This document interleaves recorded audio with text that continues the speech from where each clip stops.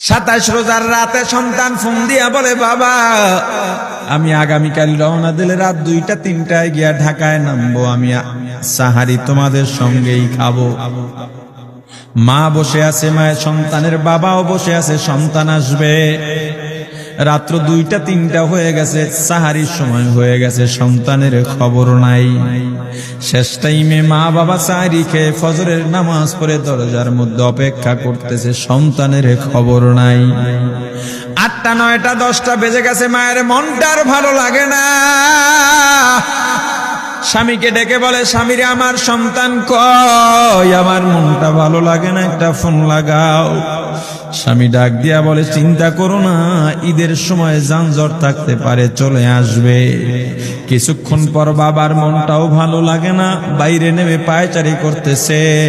হঠাৎ করে একটা ফোন চলে আসছে, সন্তানের ফোন দেখে বাবার সে কি আনন্দ।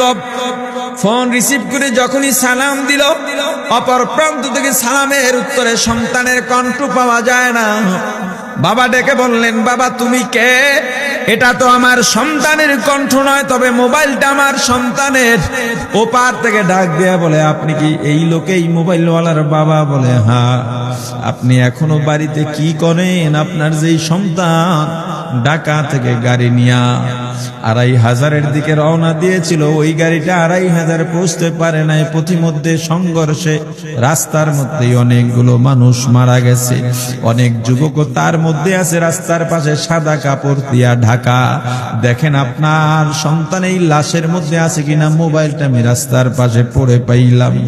বাবা পাগলের মতো একটা দৌড় দিছে। মা মনে করছে সন্তান বুঝি কাছাকাছি চলে আসছে।